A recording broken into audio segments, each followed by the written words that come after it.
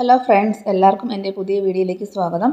ഇന്ന് ഞാൻ വന്നിരിക്കുന്നത് ഒരു പെർഫെക്റ്റ് ആയിട്ട് നമുക്ക് ചെയ്തെടുക്കാൻ പറ്റുന്ന നെയ്ച്ചോറിൻ്റെയും അതേപോലെ നാടൻ ബീഫ് കറിയുടെയും റെസിപ്പി ആയിട്ടാണ്. അപ്പോൾ വിരുന്നുകാരൊക്കെ വന്നിരിക്കുമ്പോൾ നമുക്ക് പെട്ടെന്ന് അത് ചെയ്ത് കൊടുക്കാൻ പറ്റും. അപ്പോൾ ചോറിന് വേണ്ടി ഞാൻ എടുത്തിരിക്കുന്ന റൈസ് ബസുമതി റൈസാണ്. നിങ്ങൾക്ക് ഇഷ്ടമുള്ള റൈസ് എടുക്കാം.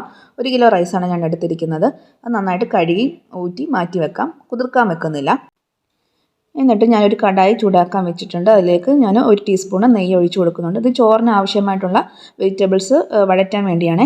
ആദ്യം ഞാൻ ഒരു സവാള അരിഞ്ഞ് ഇട്ട് കൊടുക്കുന്നുണ്ട്. അത് ചെറുതായിട്ടൊന്ന് വഴറ്റി നമുക്ക് എടുക്കാം. ഒത്തിരി വാടേണ്ട ആവശ്യമില്ല, ചെറുതായിട്ടൊന്ന് വഴറ്റിയെടുത്താൽ മതി. എന്നിട്ട് ഇതിലേക്ക് നമുക്ക് ചോറിന് ആവശ്യമായിട്ടുള്ള ഗരം മസാലകൾ ആഡ് ചെയ്യാം. ആദ്യം ഒരു 2 കറുവാപ്പട്ട ചേർക്കുന്നുണ്ട്. പിന്നെ ഒരു തക്കോലം, ഒരു 5-6 ഏലക്ക, ഒരു 1/2 ടീസ്പൂണ് പെരിഞ്ജീരകം, പിന്നെ 5-6 കുരുമുളക് ചേർക്കുന്നുണ്ട്. പിന്നെ 3-4 ഗ്രാമ്പും കൂടി ചേർത്ത് കൊടുക്കുന്നുണ്ട്. ഇത് ആ സവാളയായിട്ട് നന്നായിട്ടൊന്ന് വഴറ്റുക. അപ്പോൾ ഇതിൻ്റെ മണവും കൂടെ ആ സവാളയിലേക്ക് പിടിച്ചോളും.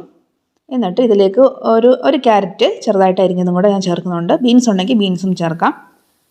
നന്നായിട്ട് ഒന്ന് വഴറ്റിയെടുക്കാം. ഒരുപാട് നേരം വഴറ്റേണ്ട ആവശ്യമില്ല. എന്നിട്ട് ഇതിലേക്ക് ഒരു 1/2 ടീസ്പൂൺ ഇഞ്ചി വെളുത്തുള്ളി പേസ്റ്റ് ചേർക്കുന്നുണ്ട്. ഇത് ചോറ് നല്ല മണവും നല്ല ടേസ്റ്റും കിട്ടാൻ വേണ്ടിയാണ് ഇഞ്ചി വെളുത്തുള്ളി പേസ്റ്റ് ചേർക്കുന്നത്. നന്നായിട്ട് വഴറ്റിയിട്ട് മാറ്റി വെക്കാം. എന്നിട്ട് ആ കടായിൽ തന്നെ ഞാൻ ഒരു 2 ടേബിൾ സ്പൂണ് നെയ്യ് ചേർത്ത് കൊടുക്കുന്നുണ്ട്. നമ്മുടെ അണ്ടിപ്പരിപ്പും കിസ്മിസും വറുത്തെടുക്കാൻ ആവശ്യമായിട്ടുള്ളത്. അപ്പോൾ എൻ്റെ കയ്യിൽ ഇപ്പോൾ കിസ്മിസ് മാത്രമേ ഉള്ളൂ. അണ്ടിപ്പരിപ്പ് പിള്ളേരാരും അടിച്ചു മാറ്റി കഴിച്ചു. അപ്പോൾ ഞാനത് അറിഞ്ഞില്ല. അപ്പോൾ ഉള്ളതുകൊണ്ട് ഓണം പോലെ ഞാൻ ആ കിസ്മിസ് വറുത്തെടുക്കുന്നുണ്ട്.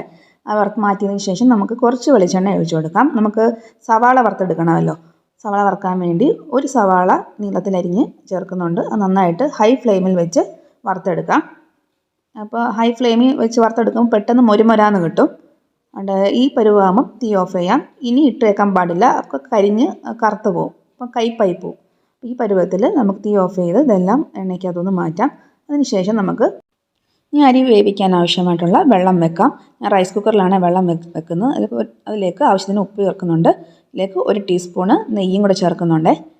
അപ്പം അരിയുടെ ഇരട്ടി വെള്ളം എടുക്കാൻ നോക്കണം. എന്നിട്ട് വഴറ്റി വെച്ചിരിക്കുന്ന വെജിറ്റബിൾസും കൂടെ ചേർക്കണം. അപ്പോൾ ഞാൻ വലിയ 2 കപ്പ് അരിക്ക് വെള്ളം എടുത്തേക്കുന്നത് 4 കപ്പ് വെള്ളമാണ് എടുത്തേക്കുന്നത്. അപ്പോൾ നിങ്ങൾ എടുക്കുന്ന അരിക്ക് അനുസരിച്ച് അതിൻ്റെ ഇരട്ടി വെള്ളം എടുക്കാൻ നോക്കണം. ആ വഴറ്റിയ വെജിറ്റബിൾസ് ഇട്ട് വെള്ളം ഒന്ന് തിളച്ച് വരുമ്പോഴത്തേക്കും കഴുകി ഊറ്റി വെച്ചേക്കുന്ന അരിയും കൂടി ഇട്ട് കൊടുക്കാം. അരി ഞാൻ കുതിർക്കാൻ വെച്ചിട്ടില്ല, കഴുകി ഊറ്റി മാറ്റി വെച്ചിരിക്കുമായിരുന്നു. റൈസ് കുക്കറിലായതുകൊണ്ട് ആ ആവി കൊണ്ട് ചോറ് നല്ല പരുവത്തിന് വെന്ത് കിട്ടിക്കോളും. അതുകൊണ്ട് കഴുകി കുതിർക്കാൻ വെക്കേണ്ട ആവശ്യമില്ല. അരിയെല്ലാം ഇട്ട് കൊടുത്തതിന് ശേഷം നമുക്ക് ഒരു ചെറിയ നാരങ്ങ പിഴിഞ്ഞ് ചേർത്ത് കൊടുക്കണം. കുരു മാറ്റിയതിന് ശേഷം ഒരു നാരങ്ങ കൊണ്ട് പിഴിഞ്ഞ് ചേർത്തിട്ട് നമുക്ക് നന്നായിട്ട് തിളപ്പിക്കണം. തിളച്ച് കഴിയുമ്പോൾ നമുക്കത് റൈസ് കുക്കറിലോട്ട് മാറ്റി വെക്കാം. അപ്പം അതിന് ശേഷം ഞാനൊരു ബേ ലീഫും കൂടെ അതിനകത്ത് ഇട്ട് കൊടുക്കുന്നുണ്ട്. ഉണ്ടെങ്കിൽ മാത്രം ചേർത്താൽ മതി. എന്നിട്ട് 1 ടീസ്പൂൺ നെയ്യും കൂടെ ഞാൻ ചേർത്ത് കൊടുക്കുന്നുണ്ട്.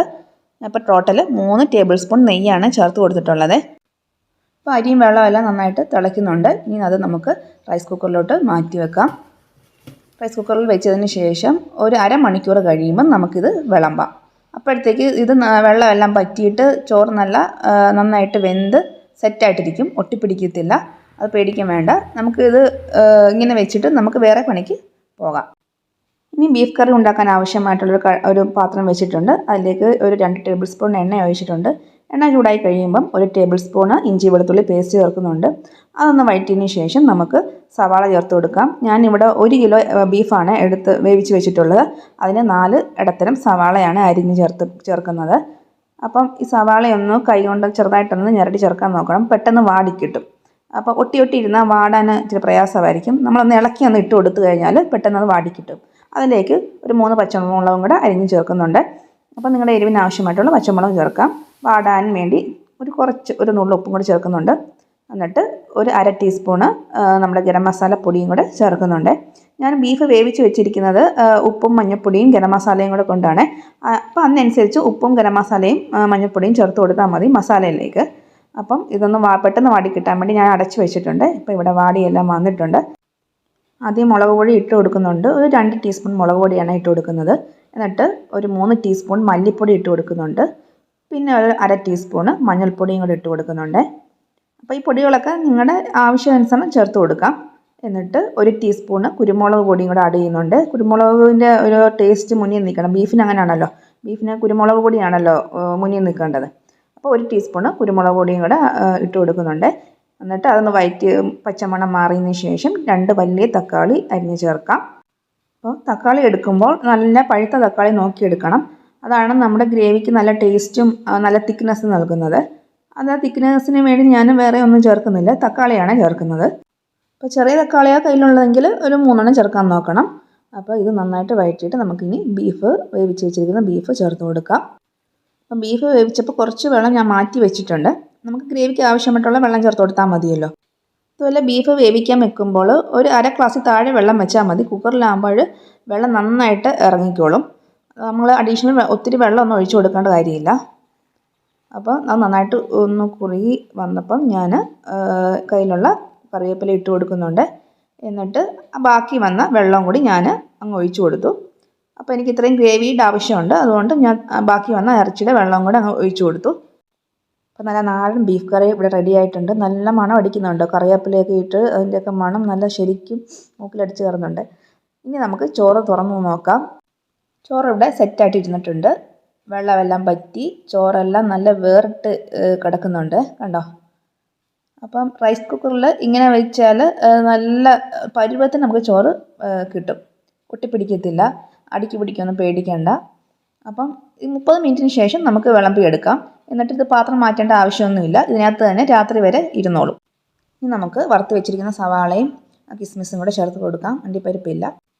എന്നിട്ട് ചോറുമായിട്ടൊന്ന് മിക്സ് ചെയ്ത് കൊടുക്കാം. മിക്സ് ചെയ്തതിന് ശേഷം നമുക്ക് വിളമ്പാം. അപ്പോൾ നല്ല പെർഫെക്റ്റ് ആയിട്ടുള്ള നെയ്ച്ചോറും നാടൻ ബീഫ് കറിയും റെഡി ആയിട്ടുണ്ട്. കൂടെ കച്ചമ്പറും ഉണ്ടാക്കിയിട്ടുണ്ട്. തക്കാളിയും സവാളയും പച്ചമുളകും കുറച്ച് വിനാഗിരി, 1 ടീസ്പൂൺ വിനാഗിരി ഉപ്പ് ഇട്ട് ഞരടിയതാണ് കച്ചമ്പർ.